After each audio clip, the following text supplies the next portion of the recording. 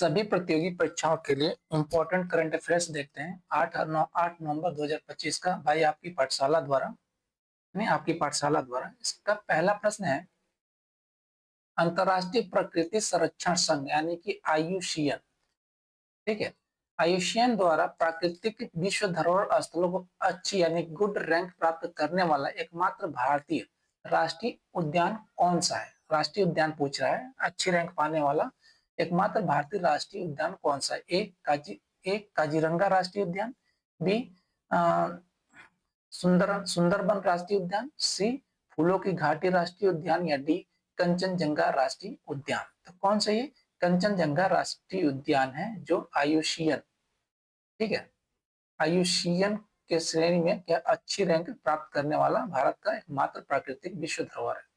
कंचनजंगा राष्ट्रीय उद्यान सिक्किम में स्थित है। कहाँ पे? सिक्किम में स्थित है। आयुषीएन द्वारा क्या है? अच्छी श्रेणी की रैंकिंग प्राप्त करने वाला भारत का एकमात्र प्राकृतिक विश्व धरोहर स्थल बन गया है, जो इसके प्रभावी संरक्षण प्रयासों को दर्शाता है।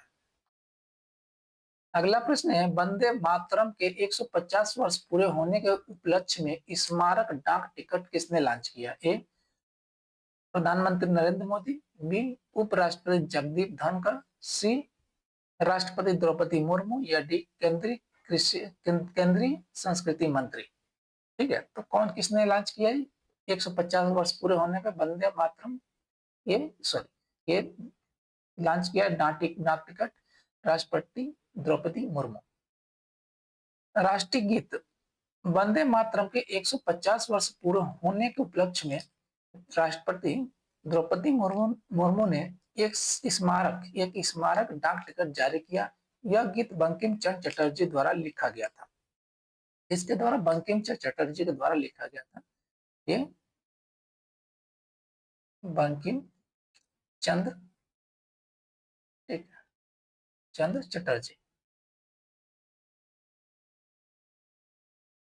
चटर्जी द्वारा लिखा गया था।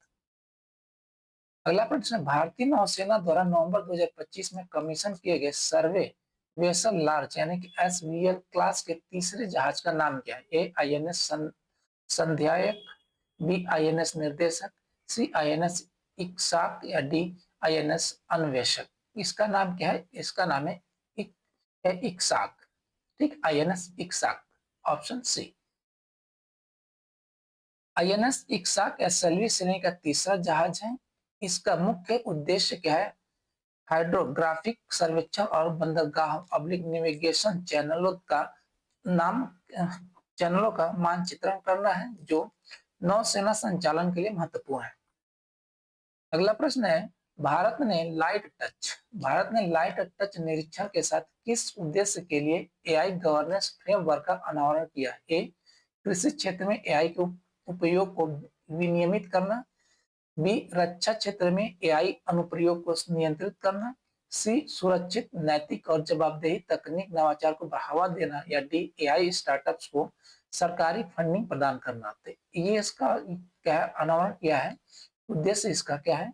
इसका उद्देश्य सुरक्षित नैतिक और जवाबदेही तकनीकी नवाचार को बढ़ावा देना। ठीक है, किसका?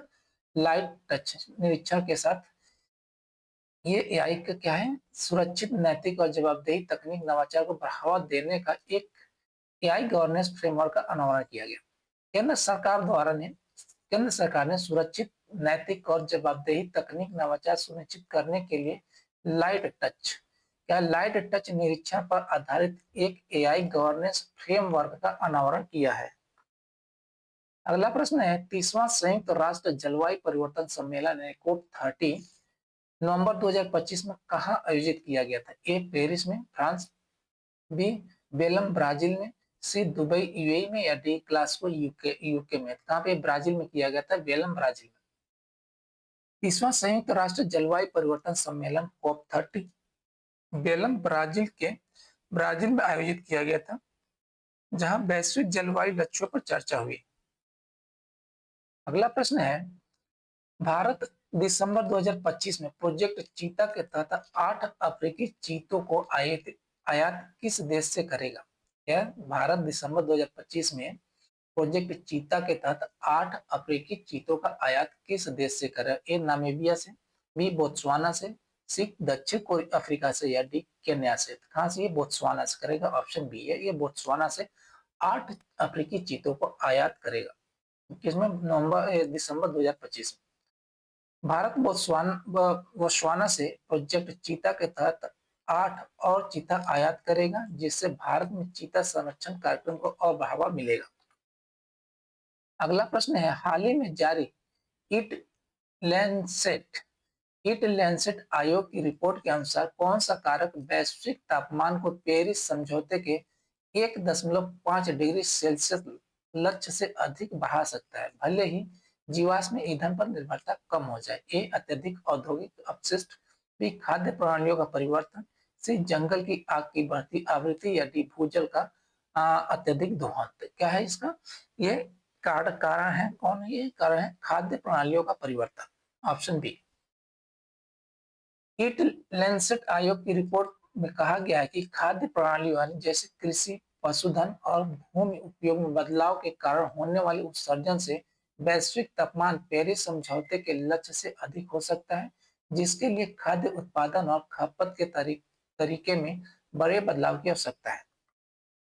अगला प्रश्न है, ग्लोबल फिनटेक फेस्टिवल 2025 में किस भारतीय पेमेंट बैंक ने वर्ष का सर्वश्रेष्ठ पेमेंट बैंक का पुरस्कार जीता? A Paytm payments bank, B Airtel payments bank, C Indian post payment bank या डी फिनो पेमेंट्स बैंक। तो कौन सा? ये इंडिया पोस्ट पेमेंट्स बैंक है जिसने वर्ष का सर्वश्रेष्ठ पेमेंट बैंक का पुरस्कार जीता है। इंडिया पोस्ट पेमेंट्स बैंक यानी आईपीपीबी ने ग्लोबल फिनटेक फेस्टिवल 2025 में ग्रामीण और अर्ध शहरी क्षेत्रों में वित्तीय समावेशन को बढ़ावा देने के लिए वर्ष का सर्वश्रेष्ठ पेमेंट बैंक का पुरस्कार जीता।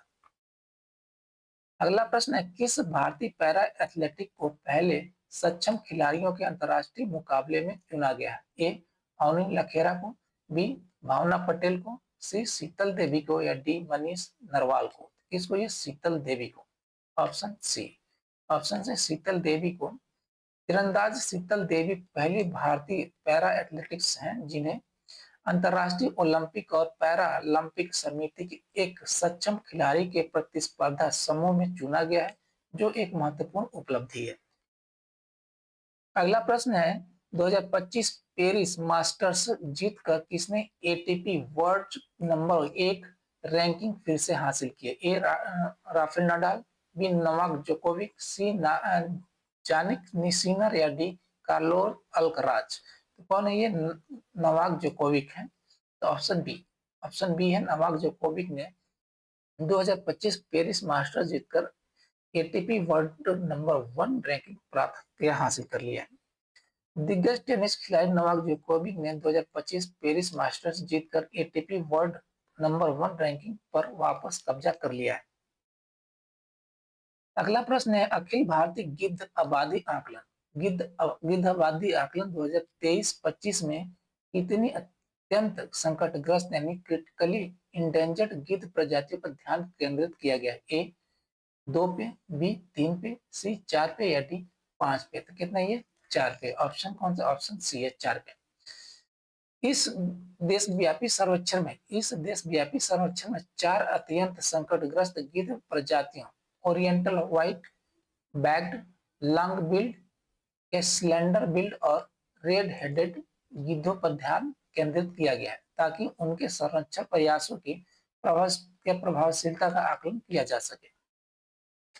अगला प्रश्न है, नवंबर 2025 में विश्व शांति और सुरक्षा नेता पुरस्कार 2025 से किसे सम्मानित किया गया? ए एंटोनियो गुटेरेस को, बी नरेंद्र मोदी को, सी निर्मला सीतारमण को या डी एस जयशंकर को। तो किसको सम्मानित किया गया? ये विश्व शांति और सुरक्षा नेता पुरस्कार 2025 से एस जयशंकर को। भारत के विदेश मंत्री एस जयशंकर को वैश्विक स्थिरता और सुरक्षा में उनके राजनयिक योगदान के लिए विश्व शांति और सुरक्षा नेता पुरस्कार 2025 से सम्मानित किया गया है। अगला प्रश्न है, राष्ट्रीय कैंसर जागरूकता दिवस यानी कि नेशनल कैंसर अवार्ड हर साल कब मनाया जाता है? ए 4 नवंबर को, बी 5 नवंबर को, सी 7 नवंबर को या डी 8 नवंबर को। कब मनाया जाता है? 7 नवंबर को मनाया जाता है। राष्ट्रीय कैंसर जागरूकता दिवस हर साल 7 नवंबर को कैंसर की रोकथाम और शीघ्र पता लगाने के बारे में जागरूकता बढ़ाने के लिए मनाया जाता है। अगला प्रश्न है स्वच्छ सर्वेक्षण 2025। स्वच्छ सर्वेक्षण 2025 में भारत का सबसे गंदा शहर किसे घोषित किया गया है? ए दिल्ली को, बी मदुरई को, सी पटना को या डी कोलकाता को? तो किसको घोषित किया सबसे मतलब गंदा शहर है, प्रदूषित शहर? ये मदुरई को। शहरी स्वच्छता पर वार्षिक सर्वेक्षण 2025 में मदुरई को सबसे गंदे शहर के रूप में स्थान दिया गया, जो ठोस अपशिष्ट प्रबंधन में सुधार की तत्काल आवश्यकता को दर्शाता है। अगला प्रश्न है हाल ही में चर्चा में रही सुखना झील कौन है? सुखना झील किस शहर में स्थित है? ए नई दिल्ली में, बी मुंबई में, सी चंडीगढ़ में या डी चेन्नई में? तो कहाँ पे ये चंडीगढ़ में स्थित है सुखना झील। सुखना झील चंडीगढ़ में स्थित एक मानव निर्मित जलाशय है जो हाल ही में जैव विविधता और जल संरक्षण के प्रयासों के कारण चर्चा में थी।